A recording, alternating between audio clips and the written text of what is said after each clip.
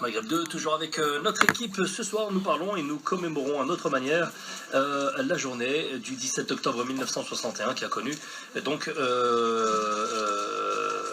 une tragédie qu'a connu les Algériens de l'époque ici. Alors ça se partage des gâteaux et moi Walou. Bande de... en fait. Bon. Regardez la Attends, je peux dire que c'est la fille de Mohamed qui les a fait. Vas-y, viens, je passe un disque et je mange des gâteaux. gâtés, hein. Bon, alors, c'est bien, on parle de choses sérieuses.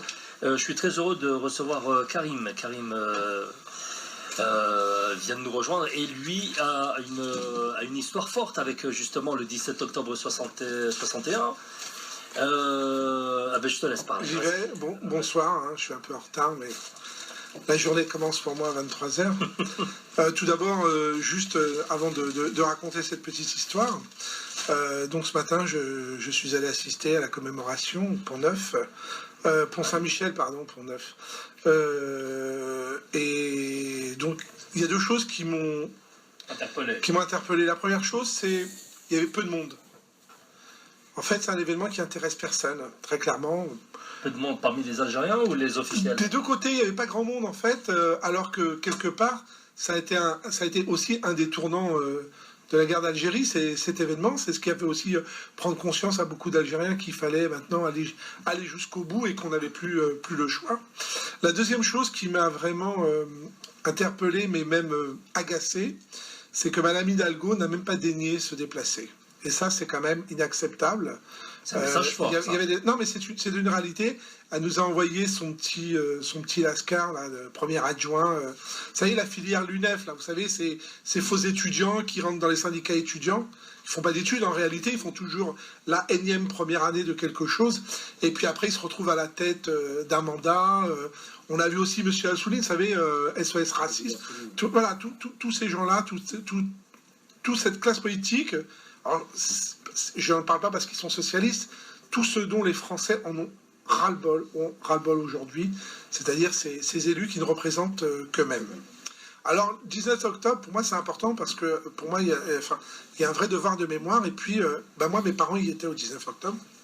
Ils étaient à 17 octobre, pardon. Ils étaient à cette manifestation. Donc, ma mère est allée, elle avait avec elle mon frère qui avait quelques mois. Il est né le 8 mai, vous voyez, le 8 mai. Et elle s'est fait rafler par la police, elle est emmenée, etc. Donc elle est assez pudique, elle ne racontera jamais la vérité de ce qui s'est passé ensuite. Toujours est-il qu'elle a des anecdotes, s'est retrouvée en prison avec ses copines de quartier, etc. Et qu'elles y sont allées parce que leurs maris leur ont dit il faut y aller maintenant, c'est pour le pays. Mon père, lui, il était de son côté séparé parce que membre du FLN actif, il faisait partie de ce qu'on appelait les collecteurs, hein, ceux qui allaient chercher l'argent pour faire une révolution. Et en tout cas, pour mon père, donc il est resté plus de 48 heures sans voir ma mère et son fils qui avait quelques mois. Et je pense que ça l'a atteint pour toute sa vie derrière. C'est-à-dire que pour lui, je dirais mentalement, sa vie a basculé ce jour-là, puisqu'ils apprenaient qu'il y avait des gens qui avaient été jetés à la Seine, et ils avaient envoyé les femmes avec leur courage en se disant « la police ne touchera pas aux femmes ». Et d'ailleurs, c'est marrant, ma mère me racontait, mon père est allé avec son plus beau costume, sa cravate. C'est un peu comme si vous allez au front en disant « j'y vais avec le plus bel uniforme, si c'est pour mourir, au moins nous allons mourir avec honneur et dignité ». Et voilà, donc il faut rendre hommage à tous ces gens-là. Hein. Ce sont les gens de l'ombre, hein, puisqu'il n'a jamais rien revendiqué derrière. Et jusqu'à aujourd'hui, il refuse de revendiquer quoi que ce soit là-dessus. Il n'attend rien de l'Algérie. Et puis nous, ça fait partie aussi de notre histoire. Après, je vous entendais débattre tous les deux sur qui doit reconnaître quoi. La première chose, c'est à nous de le reconnaître d'abord en tant qu'enfant. Et c'est à nous de porter cette mémoire. La deuxième chose, c'est pas à l'Algérie de demander quoi que ce soit, c'est à ceux qui ont commis un jour ou l'autre de reconnaître leurs actes et d'avancer. Moi, je pense qu'aujourd'hui, ça a mis en évidence une chose, c'est que la France elle a un vrai problème avec l'Algérie, avec les enfants d'Algérie. Alors, les enfants d'Algérie ou les enfants de France, ce matin, j'en discutais avec Abdeslam et on se faisait la remarque suivante. Mon grand-père a été raflé en Algérie pour faire la Seconde Guerre mondiale. Il n'est jamais rentré en Algérie ensuite, puisqu'il a travaillé ici, il est resté là. Mon père est arrivé en France dans les années 40, donc c'est quand même après la guerre. Nous, on est là. Et donc, je me disais, j'ai un Manuel Valls, pardon, et je ne sais pas pourquoi je l'appelle toujours Emmanuel, et Anne Hidalgo. Et en regardant un peu leur biographie, il y en a un qui a été naturalisé en 1983, je dis bien naturalisé, et l'autre en 1985. Moi, je suis né avant cette date-là, et je suis donc plus français qu'eux, puisque je suis né français sur les territoires français. Et ce sont ces gens-là aujourd'hui qui occupent deux postes majeurs, deux fonctions clés. Premier ministre et maire de la plus grande métropole française, c'est-à-dire Paris. Donc j'espère que l'année prochaine, il y aura plus d'enfants qui ont cette double nationalité d'origine. Mais quelque part, c'est aussi la commémoration de tous les martyrs. Et aujourd'hui, c'est les Algériens, il y a les Marocains, il y a les Tunisiens. Il y a, peu importe, c'est venir un peu, je dirais, déclarer. Et c'est à nous aussi, donc, comme je disais au début, de reconnaître ce qui s'est passé. Après, il faut qu'on avance, et pour avancer, il faut arrêter de regarder dans les rétroviseurs. Il ne faut pas oublier, mais il faut passer le cap. Je pense qu'aujourd'hui, il y a des enjeux électoraux qui vont arriver, et c'est là-dessus où on pourra vraiment être digne de ce qu'ils ont fait pour nous. Voilà. Très bien. Je reviens encore, hein, c'est un point de vue certes, mais sur le fait que l'Algérie n'a rien à faire dans cette histoire. Moi, je pense que dans un procès, il faut un parti civil. Ce parti civil, aujourd'hui, en fait, doit être représenté par... C'est des Algériens avant toute chose. Donc, il relève à un État algérien souverain. Donc, cet État doit, à minima, faire des efforts dans ce sens. Oui, le devoir de mémoire, c'est une chose. Encore une fois, certes, on va peut-être diverger sur ce point, mais pour moi, encore une fois, dans un procès, il y a deux parties. Il y a la victime, il y a le tortionnaire. Quand tu parles de la reconnaissance de l'esclavage, dans ces cas-là, il n'y a pas eu une demande des pays du Sénégal. Non, mais là, le conflit n'est pas le même. Je veux dire, il est beaucoup plus générique. Bien entendu, et il touche beaucoup plus de pays. Là, on parle d'un événement, en fait, un événement tragique qui s'est produit sur le territoire français et qui a ciblé une communauté bien définie, qui relève à un pays souverain. Donc je pense que là-dessus, je ne dis pas que l'Algérie a tout le travail à faire, mais au moins qu'elle sollicite, qu'elle amorce ce travail justement au-delà du devoir de mémoire. Encore une fois, je te donne un exemple, Rose.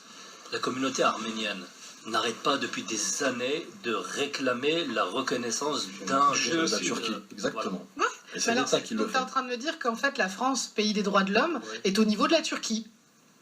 Non, pas forcément. Dans le fait de nier en fait ce qui a pu se passer. Mais tous les pays nient. Ou de minimiser. Oui, mais justement, aujourd'hui, on a... Regarde les pays asiatiques qui n'arrêtent pas de réclamer la reconnaissance des crimes commis par le Japon. Tout à fait. Non, mais j'entends. Et le Japon nie. Non, mais j'entends. Pour autant... personnellement, j'aime mon pays, la France, et elle s'honorerait encore une fois. Et je pèse. Non, je suis désolée. Aucun pays ne le fera jamais. Moi, je pense pas qu'il faille à un moment donné. Je pense qu'un beau jour, Sarko va se lever en disant tiens, ça serait bien que je reconnaisse. Non, mais à partir du moment où on a un président 2012 qui avoue clairement qui a eu massacre et qui a eu volonté de. On parle d'assassinat d'État. Écoute, Rose, moi j'ai une idée. Hein. On n'a qu'à un moment donné s'en mêler, se faire élire, devenir sénateur, député. D'accord. Non mais à un moment donné, on n'est jamais mieux servi que par soi-même. Il faut arrêter d'attendre des autres. Moi, j'attends rien et je te rejoins sur le fait que c'est pas l'Algérie de demander la partie civile. Les parties civiles, ce sont nos parents et nos enfants. Mais pourquoi, Karim Non, mais qui relèvent d'un pays souverain. Parce que quelque part, qui doit les représenter. Mais alors, si ça avait été commis non, mais vous faites un parallèle avec la justice aujourd'hui, tu vois. Même si, quand la police est témoin de faits, que la victime ou pas porte plainte, le procureur peut décider de poursuivre l'affaire. C'est exactement pareil. On n'est pas obligé d'attendre que les victimes, ou en tout cas que l'État algérien se prononce et demande réparation, ou en tout cas demande reconnaissance de ces crimes, alors qu'ils ont été commis sur le sol français. Ils ont été commis par un préfet qui a été commis par un préfet français. Donc, en ce sens, ça légitime déjà la reconnaissance. D'accord. Je comprends mieux maintenant ce que tu veux dire. Toi, tu parles du principe que ça s'est passé en France. Bien sûr. Ça a été fait par des Français à l'encontre d'une communauté quelconque. Donc c'est à la France de laver son linge sale en Tout simplement, voilà. elle sonnerait à un moment donné. C'est-à-dire qu'en fait, il faut attendre d'être épinglé pour reconnaître ses torts.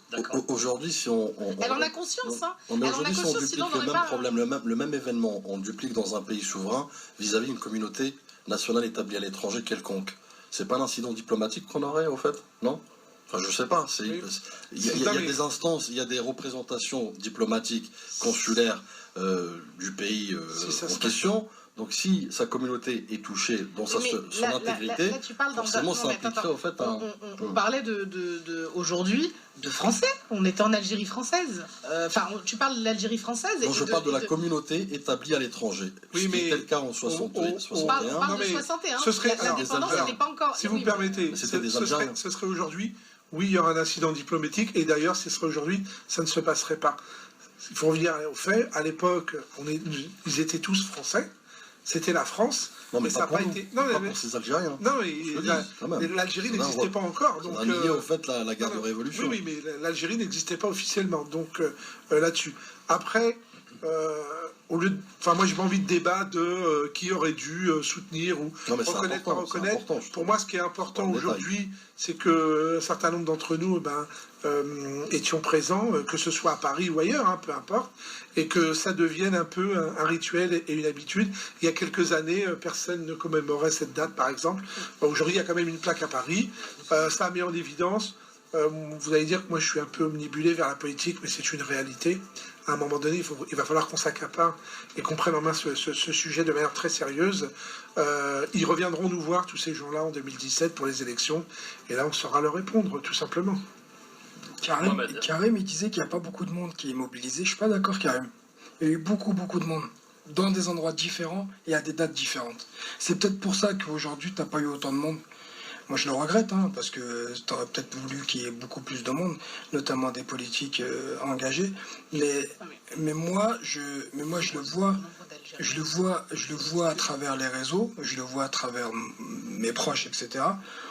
C'est beaucoup plus fort que les années précédentes. Et ça sera encore beaucoup plus fort dans les années à venir. J'en suis persuadé. Ça fait 55 ans. Ouais. Ça fait 55 ans. Et au vu du nombre de binationaux ou de gens d'origine algérienne, c'est ridicule.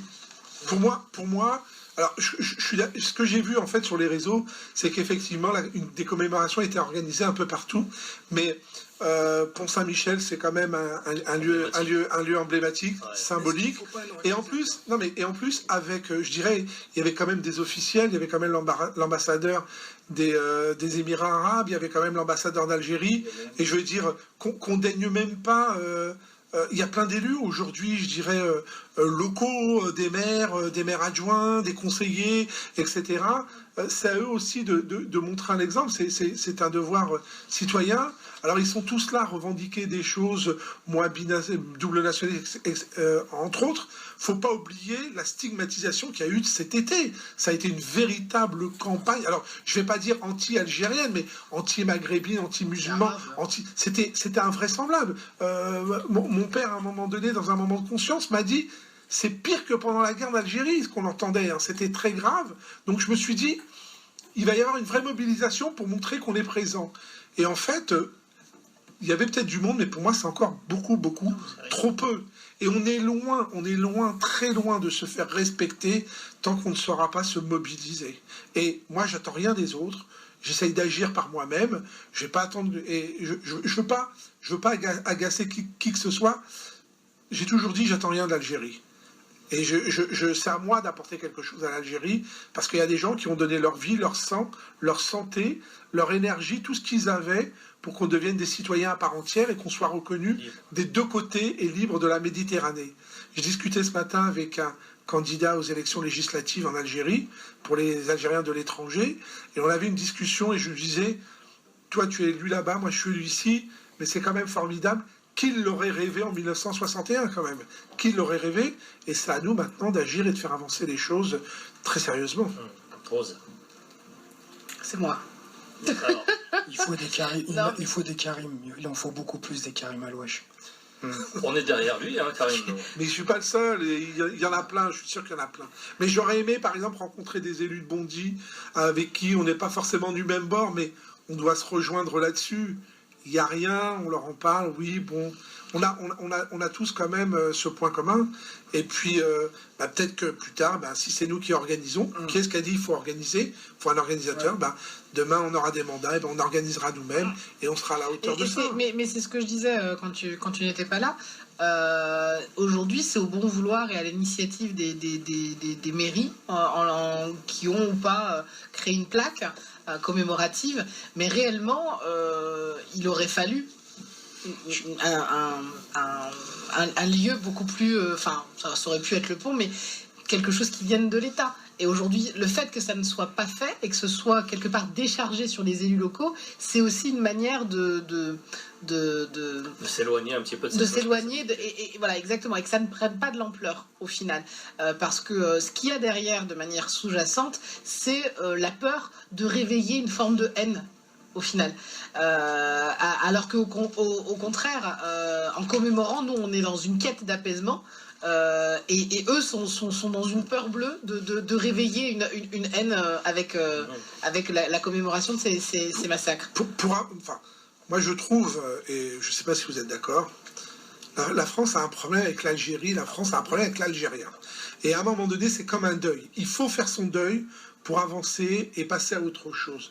Cette façon, par exemple, le fait de reconnaître ce qui s'est passé, mais on pourrait même l'appliquer à un phénomène de société civile, hein, si on veut. On peut toujours dire non, mais c'était pas l'encontre de tel ou tel, c'était comme ça. Ok, mais à un moment donné, il faut passer ce cap pour arrêter de regarder dans le rétroviseur et vraiment décoller. Et l'exemple de ce matin était encore une preuve qu'il y a, je sais pas, il y a une difficulté, sincèrement, il y a une vraie difficulté pour la France à échanger, à dialoguer, à reconnaître, à se positionner vis-à-vis des Algériens et des Franco-Algériens. Elle estime qu'elle était en guerre et donc, de ce fait, légitime n'importe laquelle de ses décisions. Oui, mais aujourd'hui, il y a eu des massacres, il y a eu la Seconde Guerre mondiale, et chacun a fait son mea culpa, chacun a reconnu ce qui a été fait. Donc, tu prêches une convaincue, Karim. Voilà, donc, si les élus aujourd'hui refusent de le faire, et que ça doit passer par les élus, autant devenir élu, tout simplement. Karim, c'est quoi ton objectif politique ? Moi, mon objectif politique est aujourd'hui que d'abord, toutes les personnes... Déjà, tu fais bien le politique. Moi, je te demande une réponse. Déjà, tu es parti dans un autre truc. Mohamed, laisse-moi parler, sinon je t'enlève la casquette. Non, mais mon objectif est que les jeunes et les personnes, pas les jeunes issus de la diversité, entre autres, tous ceux qui se sentent mal reconnus, considèrent que c'est un devoir de s'intéresser au monde politique, c'est un devoir d'aller et de prendre un mandat. Moi, j'en ai fait aujourd'hui mon bâton de pèlerin. Quand il y a eu la discussion sur la déchéance de la nationalité, il ne faut pas l'oublier, ce qui m'a choqué, c'est pas qu'il y ait ce débat, à la limite, c'est surtout qu'il n'y avait aucun parlementaire présent. On ne nous respecte pas. 40 parlementaires dans l'hémicycle pour faire un débat aussi important, qui est quand même un débat constitutionnel. Donc moi, mon objectif, c'est d'être dans l'hémicycle demain, tout simplement, et de devenir et de briguer un mandat de sénateur. Alors, qu'on soit très clair là-dessus, et c'est ce que j'ai essayé de montrer un peu sur les réseaux sociaux, je ne suis pas du tout à la recherche d'un ascenseur social. Dieu merci, ça se passe très bien pour moi et j'ai pas de sujet là-dessus. Ce que je veux, c'est ouvrir une brèche et que tous ceux qui ont des situations issues de la diversité, qui vont bien aujourd'hui, quand je parle avec eux, mais Karim, j'ai pas de problème, Karim, tout va bien, oh, mais non, c'est à nous, les quadras, les gens de 40, 45, 50 ans, d'ouvrir cette brèche pour que derrière des 25, 30 ans, considèrent que faire de la politique, avoir un mandat, au niveau national, et on peut avoir ces mandats au niveau national, il ne faut pas se considérer comme limité, et ce soit accessible et qu'on prenne nos responsabilités. Donc aujourd'hui, tout ce qui se passe, on le mérite parce que ni nous, ni les générations d'avant, ni les générations derrière n'ont pris leurs responsabilités. Donc moi, mon objectif politique, c'est de prendre mes responsabilités. Et je ferai toutes les campagnes possibles pour représenter ceux qui me ressemblent tout simplement. Et cette représentativité dans les deux hautes assemblées, c'est-à-dire l'Assemblée nationale et le Sénat, elles sont nécessaires justement pour pouvoir demander la reconnaissance de ces massacres, parce que s'il n'y a personne justement pour porter cette réclamation, comment voulez-vous que les choses se fassent ? Et que de toute façon, aujourd'hui, vous savez bien que nous sommes mal représentés. Vous voyez bien, on parlait des Arméniens. Moi, je trouve qu'ils s'en sortent super bien. Et voilà, aujourd'hui, on a un président du conseil départemental le plus riche département de France, qui sont les Hauts-de-Seine, avec Patrick Devedjian. Mais ça s'appelle Patrick. Oui, et on va pas parler ils nous ont pris nos juifs et ils nous ont donné, des arabes. Bon, ça non, mais tu as raison, on rose pas de langue de bois. Mais bien sûr. On est musulmans, ils sont pas musulmans. Oui, non mais c'est une réalité. Il s'appelle Patrick, tu t'appelles Mohamed, JVM. Tu t'appelles Karim, tu t'appelles Rose. Non, JVM, c'est pas une marque de voiture. Parce qu'il y a quelqu'un qui m'a dit, c'est quoi comme nouveau modèle? C'est BMW. Il n'a pas encore un sponsor. Abdeslam, je suis désolé Abdeslam, je suis arrivé tard donc il faut que je parle. En plus, j'ai pas un dîner client qui m'a un peu énervé. Le mec qui récupère son temps de parole. Mais juste, en fait, qu'il y ait des gens qui s'intéressent à la politique, de tout bord politique, pour qu'un jour on puisse tous se retrouver à l'Assemblée nationale, qu'on ne soit pas d'accord sur le montant de la TVA, c'est pas un problème, mais qu'on puisse se lever à un moment comme un homme et voter les mêmes choses. Tu sais très bien que hors parti c'est compliqué, et dans les partis on nous confie exclusivement les investitures qui sont ingagnables. Oui. Donc même au sein des partis. Rose, tu pars déjà. Rose, je vais te dire où il faut aller. Je te promets que tu auras ton investiture. Je vais te dire, et tous ceux qui nous écoutent, je vais vous dire où il faut aller. Bientôt. Ça va venir, ça va venir. Je veux être ton ministre des Affaires étranges. Non, toi tu... Les affaires étranges. Non, moi... Les affaires non classées, X-Files. Ah non, tu seras là où tu t'exprimeras le mieux. Tu peux pas faire comme ce qu'on reproche aujourd'hui au parti, c'est de prendre des planqués et les mettre à des postes qui n'est. Voilà. C'est pas ce que j'ai dit. Tu prends des vraies compétences qu'il a, parce qu'il en a sous ses airs de guéluron. Il est extrêmement compétent et on va donner le ministère de l'habillement. Ministre du textile. Voilà. Mais dis-nous. Moi, président, on aura pour obligation de s'habiller avec goût, couleur et gaieté.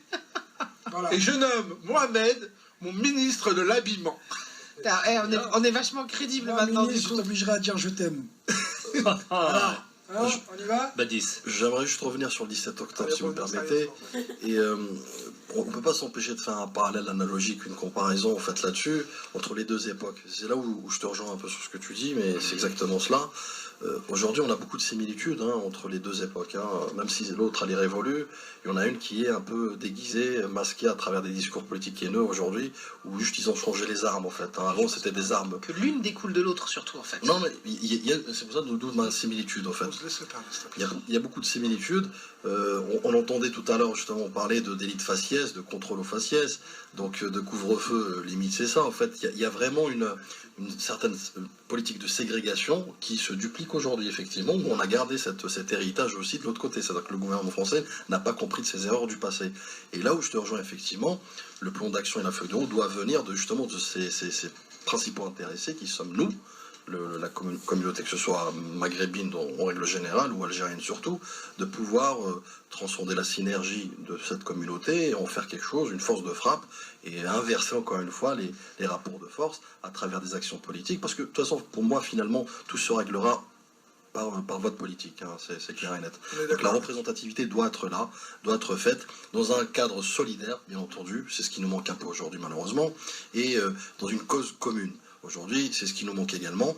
Donc je pense qu'une fois qu'on a réglé ces deux paramètres, cette représentativité n'est plus une utopie, mais devient une réalité. C'est aujourd'hui, quand tu parlais de similitudes dans les époques, je pense que notre époque d'aujourd'hui découle de cette époque. Quand tu vois aujourd'hui la quinzaine de gens qui meurent dans les commissariats à la suite d'interpellations ou de garde à vue, tu te rends compte qu'on est essentiellement sur des gens qui sont issus de l'immigration. Les contrôles aux faciès, c'est toujours aussi des jeunes issus de l'immigration. Donc on est constamment sur le même permis de tuer. Il y a 55 ans, on a autorisé des policiers à tuer des Algériens. Aujourd'hui, je dis pas que la police a le permis de tuer des Maghrébins, mais quand on voit à quel point ils sont jamais inquiétés, la question se pose. Merci de m'avoir écouté. T'as pas écouté, ça peut Karim, pas il être fait des intéressant. bêtises. Ah bah merci, Mais je Karim. rigole. Le mec, il arrive en retard, il fait son petit speech de politicien, tu vas voir, bientôt il va nous serrer la main, il va se marrer. Il a fait. Au revoir, Rose. Tu vois? Là, j'ai fait un petit truc. Je la supprime. Tac, voilà. Take. Abdeslam, Je crois que tout est dit. tout est dit. Ouais. Rose. Bah, moi, je viens de dire quelque chose que tu n'as pas écouté, donc je t'invite à réécouter la vidéo que je mettrai en ligne. Tiens, bam! Mohamed. Non, moi, juste, tout à l'heure, je te remercie, Fawzi, de m'avoir invité ce soir. Et tout à l'heure, en écrivant mon papier, j'ai eu vraiment un petit peu... J'ai eu beaucoup d'émotions. Tu vois, bon, là, on a bien rigolé, on a bien débattu. Mais juste pour en revenir à ça, j'écoutais des fonds de musique avec des reportages très émouvants en écrivant mon papier. Et je t'avouerai que j'ai versé une petite larme parce que j'ai pensé justement à toutes ces victimes et tout ce qui s'ensuit. Et cette date-là, il faut surtout pas l'oublier. Il faut en parler, Et j'ai envie d'en parler, pas que le 17 octobre, il faut aussi en parler dans l'année. Si tu peux, faut aussi le rappeler, tu fais-le. Ok, à travers ton émission. Et ce que tu fais, c'est vraiment tip-top. Merci de m'avoir invité ce soir, c'est vraiment tip-top. Merci, Fawzi. Badis. Oui, alors le mot de la fin pour moi, la conclusion, c'est que au-delà des similitudes et au-delà du devoir de mémoire, ce qu'on disait, c'est qu'il faut retenir surtout cet héritage, ce lourd héritage qu'on doit perpétuer à travers les générations futures, à travers des actions, à travers justement les enseignements qui ont été traduits par cette action de l'époque.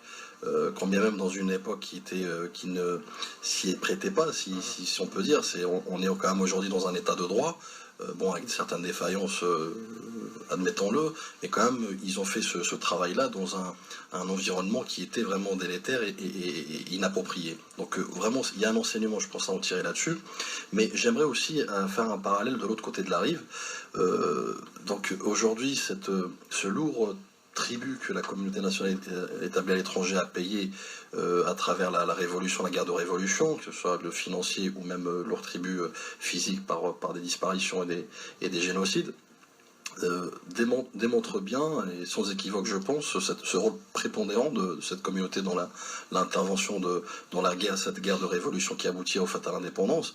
Donc pourquoi aujourd'hui la marginaliser dans l'édification de l'avenir commun de l'Algérie? C'est ça. À travers, tu as compris au fait le sens de ma démarche, les articles qui ont été apportés à la Constitution, l'article 51, 73 et autres. Donc pourquoi la marginaliser aujourd'hui, sachant que son rôle était indiscutable et son rôle a été majeur, même je dirais stratégique dans l'indépendance de l'Algérie. Je te disais tout à l'heure, 3 à 5 milliards d'anciens francs étaient collectés tous les ans à travers les fameux collecteurs et les porteurs de valises du FLN. Donc ça, il ne faut pas l'occulter, il faut le garder en tête pour donner vraiment la place qu'elle mérite, cette communauté en Algérie.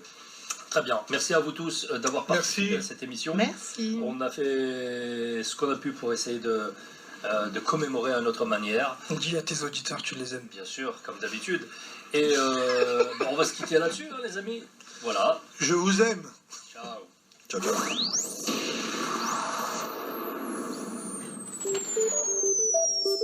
Human Appeal organise une grande tournée à travers différentes villes françaises. Concerts